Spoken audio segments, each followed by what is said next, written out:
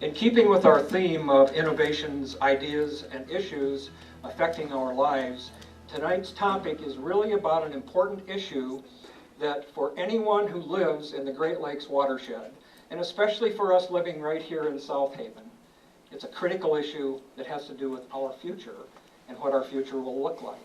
If you're in agriculture, if you're in business, if you're in the tourism business, everything we do here is dependent upon the Great Lakes, and in this case, Lake Michigan. Peter is going to enlighten us with a great deal of detail this evening. Peter is a veteran conflict and environmental journalist who spent more than a decade reporting on a wide variety of issues for Newsweek magazine. For many years, he specialized in coverage ranging from terrorism of the radical right, including the bombing of the federal building in Oklahoma City, and the Branch Davidian standoff outside Waco, Texas. Since 2004, Peter has served as volunteer executive director of Gull Rock Lightkeepers, a nonprofit dedicated to restoring the Gull Rock Lighthouse, a storied Lake Superior lighthouse 2.5 miles off off Michigan's Keweenaw Peninsula. In 2006, he published his first book, The Great Lakes Water Wars, which has been called the definitive work on the Great Lakes water diversion controversy. In 2007, this book received the Great Lakes Book Award for nonfiction.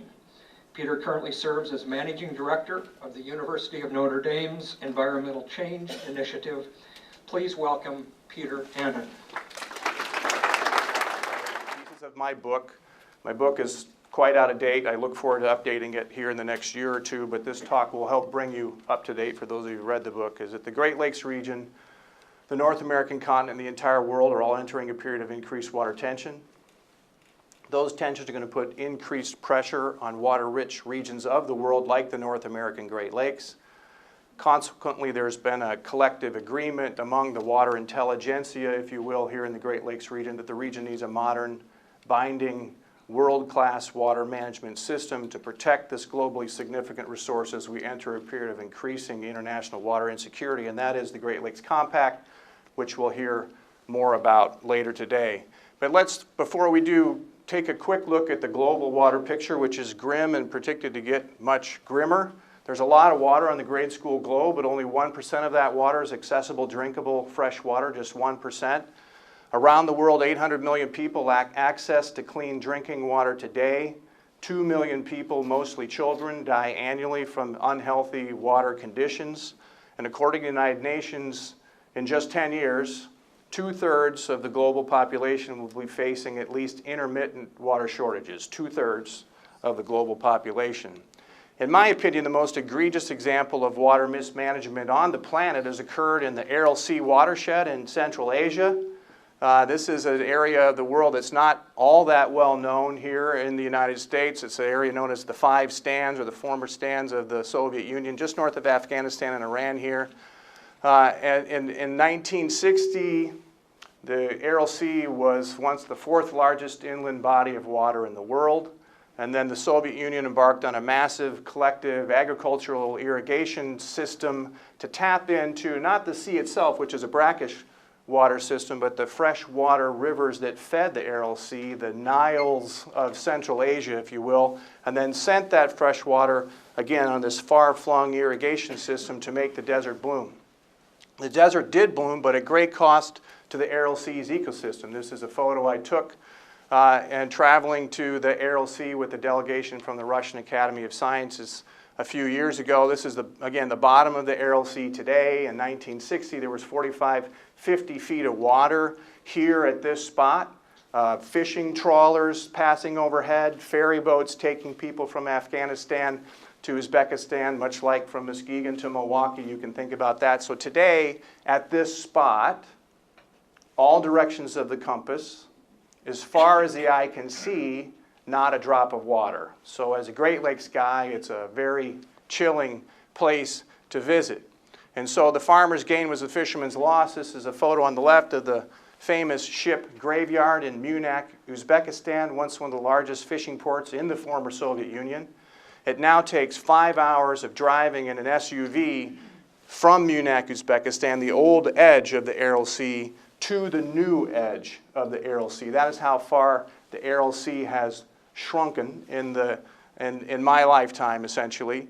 And so it's lost 90% of its volume, 75% of its surface area since 1960, and there's been a bit of a controversy over the years about my chapter on the Aral Sea in my book. People assume, who haven't read my book, that I have a chapter in the Aral Sea, about the Aral Sea in my book, because I'm arguing that this is what's going to happen here in the Great Lakes region. That's, for those of you who've read it, that's not the situation at all. But in fact, as a journalist writing about the Great Lakes water diversion controversy, everywhere I went, really, whether it was natural resource managers, environmental advocates, politicians, or others, always referred to the Aral Sea in our interviews. And I figured if the Aral Sea was this touchstone for so many people who are dealing with water issues in the Great Lakes region, that it would be a service to the general public to go to the Aral Sea in one short chapter, write the story of what happened there, and leave it up to the people in the Great Lakes region to decide for themselves what is relevant with the Aral Sea situation here in the Great Lakes Basin and not. We're dealing somewhat with an apple and an orange here, because the Aral Sea is embedded in a desert ecosystem. We don't have a desert ecosystem here, just as one example. Nevertheless, there was one strong take-home message that I brought back from my visit to the Aral Sea, which is that having been there, having seen what happened there, I don't think one can stand on the edge of a lake here, a large lake here in North America, and argue that these lakes, these Great Lakes, are so vast that they're invincible. In fact, what the Aral Sea situation shows is, despite the magnitude of Great Lakes around the world, that they are fragile, and we do need to keep that in mind when we make management decisions about them. Okay, that's a quick look at the global water situation. Now we're zeroing in on the North American continent. Specifically, this is a map of the lower western 48 states. Sorry that the borders of the states are washed out a little bit, but those don't really matter. What matters is all the color coding here. And for those of you in the back, this is a classic color coding scheme where predicting water supply crises by the year 2025, the same year that the United Nations was focused in on the global statistic. And the yellow is that the water supply crises predictions are to be moderate, orange is substantial, and red is highly likely. The only state on this map that doesn't have color coding on it is the state of South Dakota. This map, which is published by the U.S. Department of Interior, our own federal government, the only state in the lower western 48, according to our own federal government, that won't have at least a moderate level of water supply crises by the year 2025, state of South Dakota. And as you can see, there's a lot of orange and red on that map as well. So let's hit some of the hot spots in recent years. Klamath River watershed in southern Oregon, northern California was a scene of a almost violent Endangered Species Act water controversy that required federal intervention in the early part of the last decade. Of course, California is now going through a lot of publicity over its really historic 4-year drought that is really alarming a lot of people, and we have unprecedented water regulations being imposed by the governor there. The Colorado River in the southwest, probably the most famously oversubscribed water body in the United States, which is why the Colorado River regularly no longer flows to the sea because of its over-withdrawal rate. The Rio Grande is a source of continuing tension between the United States and Mexico. New York Times is doing a big series on water right now, and they had a nice story on the Rio Grande a couple of weeks ago. Apalachicola Flint River Basin in the southeast, of which Atlanta is the largest metropolitan area. You have the states of Georgia, Alabama, and Florida have been suing each other in federal court for about 15 years now and can't come to an out-of-court settlement. And then the Potomac River in the Washington, D.C. area was a scene of a Supreme Court case in the last 10 years or so. And then the Ipswich River outside of Boston regularly runs dry during the summer lawn watering season. So if you look at those red circles represent an arc of water tension on the south side of the Great Lakes Basin that tends to drive the Great Lakes water diversion debate, sometimes accurately and sometimes inaccurately. And the severity of the water tension in those circles ranges widely between the Ipswich River in Massachusetts and the Central Valley of California. But nevertheless, these are areas where tensions do exist. And again, that's sort of where a lot of the concern about Great Lakes water diversions comes from. Another reason there's concern over Great Lakes water diversions is that in the past there have been some pretty remarkable schemes to divert water all over the North American continent, including from the Great Lakes. We've got an American one and a Canadian one. On the left, we have the North American Water and Power Alliance from the 1960s, and that was a plan to dam up major rivers in the Pacific Northwest up into Canada and northwestern United States and send that water down, create a giant reservoir in the Rocky Mountain Trench, and then send that water. In the early 1960s, we had low water levels in the Great Lakes, so to increase the geographic support for the NWAPA proposal, they actually were going to send water to the Great Lakes as opposed to take water outside of the Great Lakes. But they were really replumbing the North American continent here with the NWAPA proposal. And again, had influential people backing it, the Ralph M. Parsons Company from California, which still exists today. And then we have the Canadian sort of version of the same thing. The Grand Canal proposed distribution system, again, it's sort of similar but different. That proposal was to put a large dam across James Bay at the southeast portion of Hudson Bay, allow these large Arctic streams to eventually turn that saltwater system into a giant freshwater system, and then divert that water down into northern Lake Huron, sort of maybe reverse the flow of the St. Mary's River, and then send water out the western edge of Lake Superior, out to the Canadian prairies, down to the American Southwest. Again, influential people in Canada were supportive of the Grand Canal scheme as well. The Grand Canal scheme is the one that really sends shivers through the Great Lakes region because it actually was targeting the Great Lakes Basin significantly. So in the end, these sort of died of their own magnitude and cost and controversy, et cetera, but they're in the background, and for those people who follow Great Lakes water issues, those proposals are alarming, and you never know under a crisis what's going to be picked up off the, the drawing room floor and reinvented. So we had a quick look at the international picture, zeroed in on the North American continent. Now we're zeroing in to my favorite part, even further to the Great Lakes Basin itself. The concept of a watershed is probably familiar to everybody here, but focus on this black line that rims the 5 North American Great Lakes. That is the rim of the Great Lakes watershed, the Great Lakes Basin. Rainfall, snowfall, groundwater recharge that occur within that basin are the secret to water sustainability here in the Great Lakes region. Note how far the basin line is from the shoreline in some parts of the map, and then note how close, remarkably close, the basin line is to the shoreline in other parts of the map. It's these areas where the basin line is closest to the shoreline that water tensions in the Great Lakes region tend to be highest. And we'll talk about that some more later. But first, some really cool Great Lakes stats. The Great Lakes hold nearly 1/5 of all the fresh surface water on the planet, right outside the door here. Really remarkable. That's enough volume to cover the lower 48 states and nearly 10 feet of water. Really just a remarkable amount of water that we have here. But the take-home stat is only 1% of the water in the Great Lakes Basin is renewed annually through rainfall, snowfall, and groundwater recharge. Just 1% of that water. And so think of the lakes as a gift from the glaciers 10,000 years ago, a water bank account deposited here. This 1% of water interest flows through that bank account on an annual basis.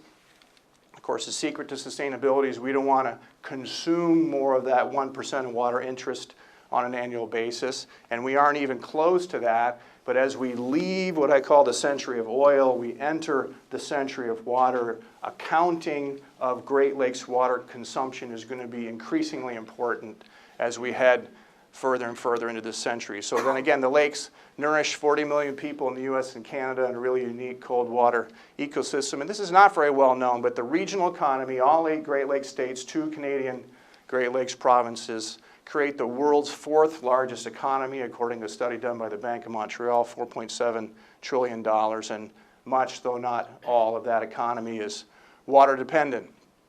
Okay, so this is that same Great Lakes Basin map published by the International Joint Commission with a lot of black arrows on it. Those black arrows represent all the man-made diversions and manipulations that have occurred in the Great Lakes Basin over the last 200 years or so, going back to 1825. There have been, according to the International Joint Commission, which is a body formed by the governments of the United States and Canada to resolve transboundary water disputes, not just in the Great Lakes region, but all along the U.S.-Canada border. They do brilliant studies, for the most part, on water issues in the Great Lakes region.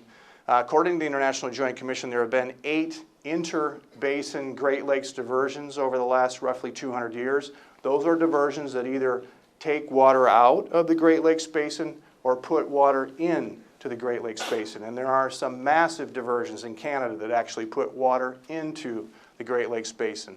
There have also been 6 intra-basin diversions in the Great Lakes region. Those are diversions that artificially transfer water from one Great Lake to another within the watershed, within the soup bowl rim, such as the Welland Canal bypassing Niagara Falls, allowing saltwater shipping vessels to reach ports in the upper Great Lakes. The biggest, baddest, most controversial Great Lakes diversion of them all is the Illinois diversion at Chicago, or just known as the Chicago diversion of 1900. Now, why is this here? Go back to the late 1800s. You have the 1870s, the Great Chicago Fire torches much of the downtown area. The city embarks on a massive effort to rebuild itself. It becomes this booming metropolis out on the prairie by the turn of the century, the last century, and it's growing so fast that it can't keep up with its own growth. The infrastructure of the city is behind the actual population growth. So you have unregulated outhouses around the city, really massive stockyards that are hard to imagine today, and you had thousands and thousands of animals waiting to be slaughtered. So you have the waste from those animals, managing that waste, and you have the slaughterhouse waste. There's a famous tributary to the Chicago River known as Bubbley Creek, and it would bubble because there was so much filth in the creek that it was creating its own nutrient gases that were bubbling up from the bottom. And there's anecdotal evidence and historical record of Bubbley Creek crusting over with filth, and chickens and cats would run across that. And then you get these big summer storm events like we still do today, and that would flush out that filth from the Chicago River down out the mouth, out to the Chicago waterfront, to the point where fishermen and boat captains would come in and say there's this grotesque sewage slick with dead animals floating in it that's getting really close to the city's water intake structures, which are still visible today 2 miles off of shore. And so the city became paranoid that it was on the brink of polluting its own water supply because of mismanagement. And so it embarked on a massive Panama Canal-like canal construction project. 8,000 men worked many, many years to build this canal. This is a photo of the canal before it was open. Those are people down in the bottom. This is actually a 13-mile stretch that was blasted through solid bedrock. So this is a huge, huge project, 26, 28-mile canal. And the idea was lower the grade in the upper stretches of the Chicago River, connect it to this canal system, and then allow all that filth not to flow out into Lake Michigan, but to flow in the Des Plaines River, the Illinois River, and ultimately flush all Chicago sewage to St. Louis. Not very popular in Missouri. As you might imagine, Missouri filed suit, and the Supreme Court tried to prevent this from opening that case after a long, drawn-out legal debate. The justices heard that there was sewage dumped into the Mississippi River upstream from where the Illinois River dumped in. They couldn't tell whose sewage was whose floating by St. Louis, and so they let Chicago off the hook. But that embarked literally a century of litigation over this particular Great Lakes water diversion. It is the most litigated and controversial diversion by far in the Great Lakes region. Its maximum capacity is 10,000 cubic feet per second. Its current capacity, which has been set by the Supreme Court thanks to a case decision in the 1960s, is set at 3,200 cubic feet per second, roughly a third of the canal's capacity. That's 2.1 billion gallons of water per day. So 2.1 billion gallons of Great Lakes water every day passes through the metropolitan Chicago to the Gulf of Mexico. Something that's forgotten by a lot of people in the Great Lakes region, which is why this diversion is so controversial in St. Paul, Albany, Ottawa, etc. And yet, the other side of the coin, Chicago is one of the world's greatest cities because of this water diversion. And that's always a play in the Great Lakes water diversion controversy, water versus economic development. This one diversion has lowered water levels on Lakes Michigan and Huron, which hydrologically are one lake, by 2.5 inches. This one water diversion, which is why Great Lakes water diversions are so controversial. If one were to replicate the Chicago diversion a half a dozen times, you'd be dropping water levels by more than a foot.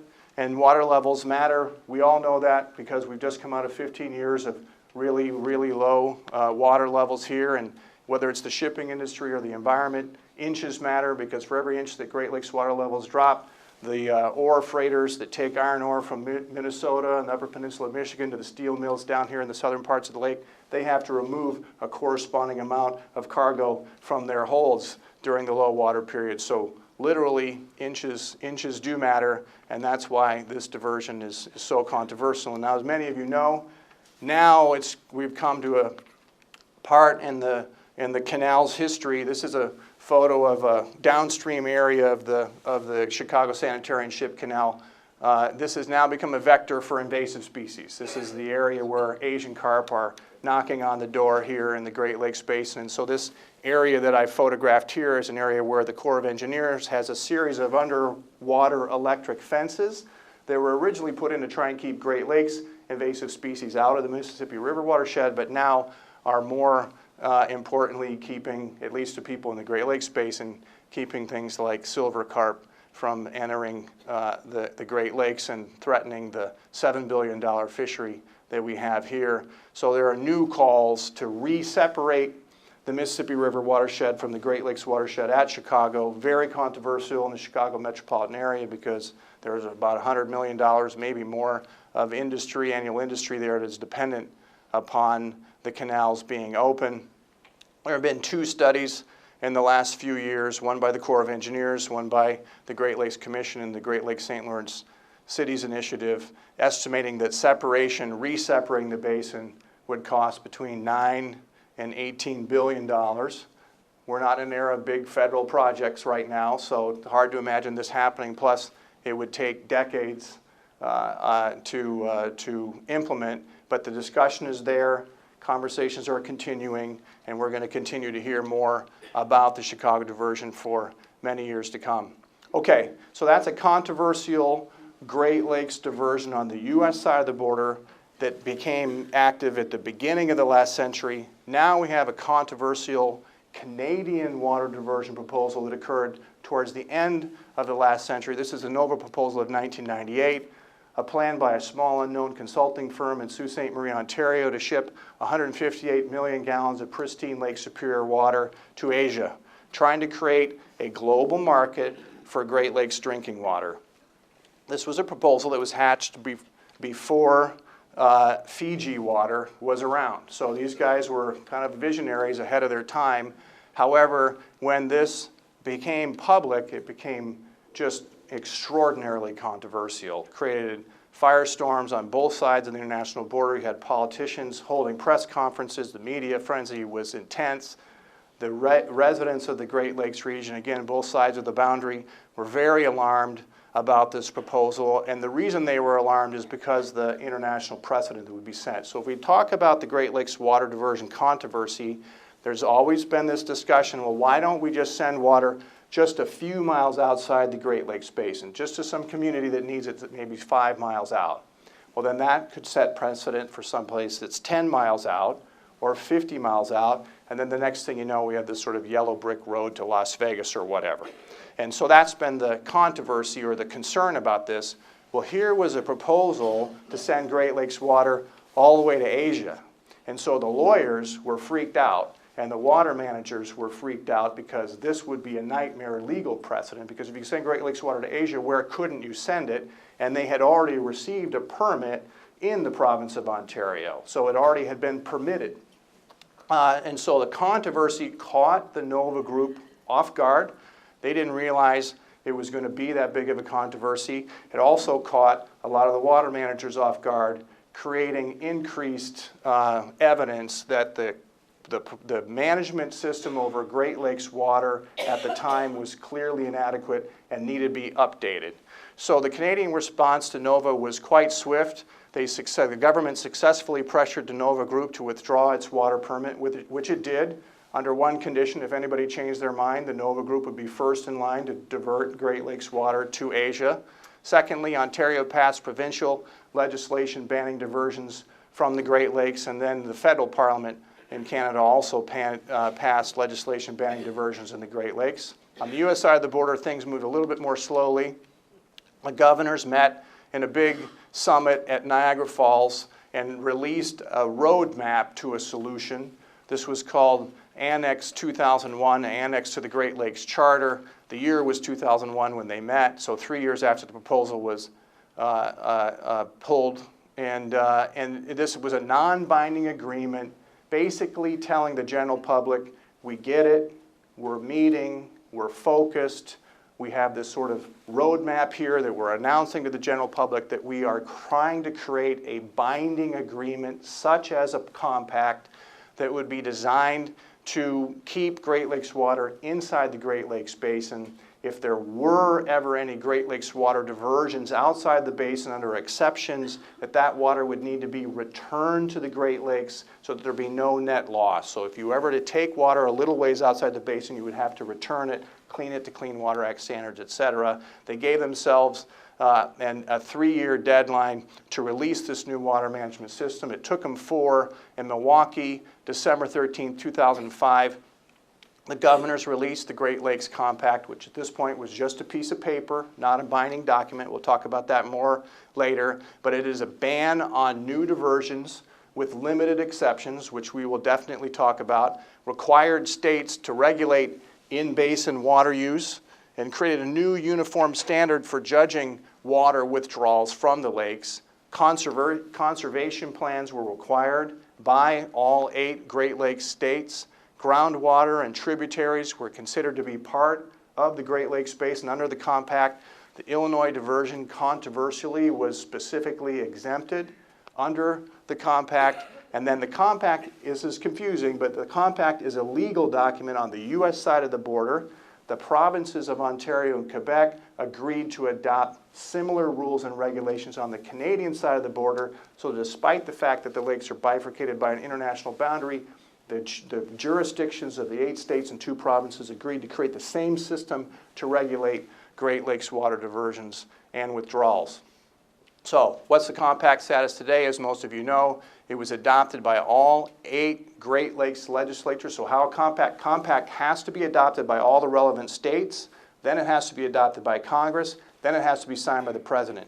Super high bar, but then it gives the power of water management to a specific region, the states that are the signatories of that compact. But then, so once you get, if you can get over that high bar, you really have a lot of power and control. The greatest resistance was in Ohio and Wisconsin. President Bush signed the compact on October 3rd, 2008. Not a lot of people heard about it because the financial crisis was raging at that time, and that was dominating headlines. And then the companion agreement that I was talking about earlier was adopted by Ontario in 2007, Quebec in 2009. It's really a remarkable bipartisan, multi-jurisdictional agreement that seems even more remarkable given the sort of polarized political environment that we're in today. And it's now considered to be a model for international transboundary water management. Okay, so, and we're almost done here, almost getting to questions, but let me talk about some of the exceptions to the Great Lakes Compact ban on water diversions.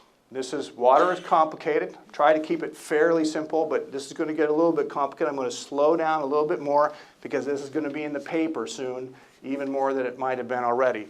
Public Radio's already done a big series about this a couple of months ago. So under the Great Lakes Compact, there's something called a straddling community exception and a straddling county exception. And the authors of the compact knew that there were towns that sat literally right on the rim of the Great Lakes Basin, right on the rim of the Sioux Pole. Half the town is inside the Great Lakes Basin, drinking Great Lakes water. You walk across the street, the other half of town is drinking treated but originally naturally contaminated groundwater that was they're under pressure to find an alternate water source. And so they knew that they needed to create some kind of a system under the compact to allow that other half of town that was suffering a water supply crisis to get on Great Lakes water, or have the option to get on Great Lakes water, or apply for a water diversion to the other side of town, agree to return that water, that return flow stipulation that I talked about earlier, prove that there be no adverse environmental impacts of this water diversion exception, and that they had to adopt a strict conservation program. So they couldn't take the water across outside the basin temporarily and send it back if they weren't going to use it in a wise manner. And then they also had to prove that it was a last resort. There was no alternative water options other than a Great Lakes water diversion. So New Berlin, Wisconsin is a suburb of Milwaukee, sits right on the rim of the basin, has a naturally contaminated groundwater system with radium, a radioactive element in it, under pressure from the EPA and the state of Wisconsin to find an alternate water source. New Berlin was the first community under the straddling community exceptions clause in the compact, hopefully you're still with me here, that applied for a small diversion of 2.4 million gallons of water a day in 2009, just to send the water across the boundary, let people use it, clean it to Clean Water Act standards, and send it back. So under some definitions, that's not even considered a diversion, because you send it over and then you send it back. There's no net loss to the system except for some 5% or whatever that just gets lost through leakage in the pipes or whatever. Under the straddling community exception clause, the local governor alone is responsible for ensuring that the applicant for the water diversion meets the rules of the compact and then makes the decision, yes or no, about the Great Lakes water diversion. Governor Doyle in Wisconsin approved the New Berlin water diversion fairly quietly in 2009 because most of the people who designed the compact knew it was coming, and this was the kind of thing that it was designed to help. So now we have, moving on, right next door to New Berlin is the community of Waukesha, Wisconsin. This falls under the straddling county exception clause under the Great Lakes Compact. So this is the Great Lakes Basin line, this green line here. This is Waukesha County. The county straddles the basin line. Waukesha, the town, is clean and clear outside the basin line. They are in the same groundwater problem that New Berlin was. Under the compact, Waukesha has a right as a community in a straddling county to apply for a Great Lakes water diversion. But because, under the same rules and regulations, have to return the water, no adverse environmental impact, no alternate water supply, you have to prove that there's no alternate water supply, et cetera, et cetera. But because it's a community that is clean and clear outside the Great Lakes Basin, Waukesha's water diversion application has to be approved by all 8 Great Lakes governors, including Governor Snyder here in the state of Michigan, Governor Dayton in Minnesota, Governor Cuomo in New York. So there's a much higher bar for the straddling county water diversion applicants. And even though Waukesha originally applied back in 2010, their application grew to something like 2,000 to 3,000 pages. They had to hone it back down. And now it appears quite likely that very soon the state of Wisconsin is going to approve sending Waukesha's water diversion application forward. Sorry, I'm going to stand over here. Forward to all 8 Great Lakes governors sometime in coming months, which will then trigger a series of public hearings about Waukesha. As you can see, it's a very complicated water diversion application. You can read it online. It's out there. And the Waukesha water diversion application is asking for a maximum of 16.7 million gallons of water per day and 10.1 average million gallons of water per day. Now, I'm just going to say, we can talk about Waukesha more in Q&A, but again, the decision is expected in early 2016, but I've been talking about Waukesha for a long time. I got a chapter on Waukesha in my book. Every time I've made a prediction when there's going to be a decision about Waukesha, it has been delayed. So I have no idea when this is actually going to happen, but this is what the officials are telling me. But this is the key point about the compact. What really changed the game with the compact is that if you're not a straddling community, and if you're not a community in a straddling county, you don't have a ticket to the dance. You can't even apply for Great Lakes water. And that was the big game changer. In other words, the only people who can apply are communities that are on the Great Lakes Basin line or very near the Great Lakes Basin line. And that was the big change that the Great Lakes Compact brought. Okay, so the bottom line is my last slide. Like the rest of the world, the Great Lakes region is entering this period of increasing water tension. Those tensions are creating a situation where water-starved areas near and maybe far still from the Great Lakes region will continue to look for water-rich regions like the North American Great Lakes for help. They may not be successful, but they will continue to look. The prior system of water management was really dysfunctional and highly unpopular, which was exemplified by the NOVA diversion proposal in Sault Ste. Marie, Ontario. So the Great Lakes region now has this new, modern, binding, world-class water regulatory system that's designed to protect this internationally significant water body for the next 100 years and beyond.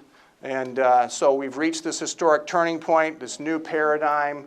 Waukesha is really going to raise a lot of questions about how it works. Will it reduce water tension? Will it increase water tension, the compact?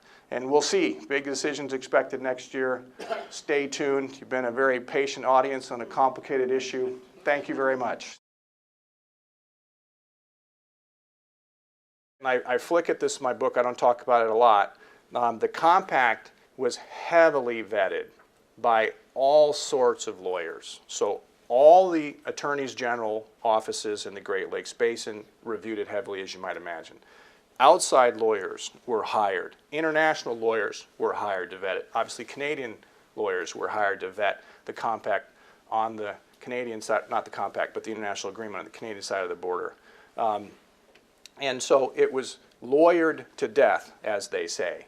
Brilliantly, they also hired some of the best water lawyers in the West to vet the compact.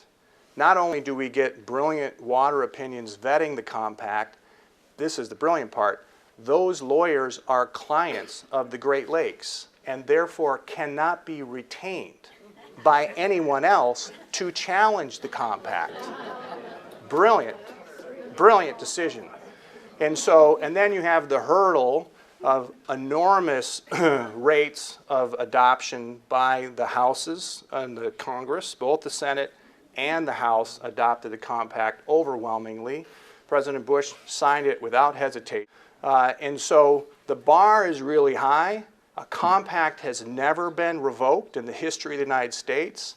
So I'm not going to say never, but we're in pretty good shape when we talk about this because of its bipartisan history, its overwhelming support nationally and regionally. I think we're in good shape. Journalists are notoriously cynical, but on this one, my glass is half full, not half empty. Thank you all very much. Great questions.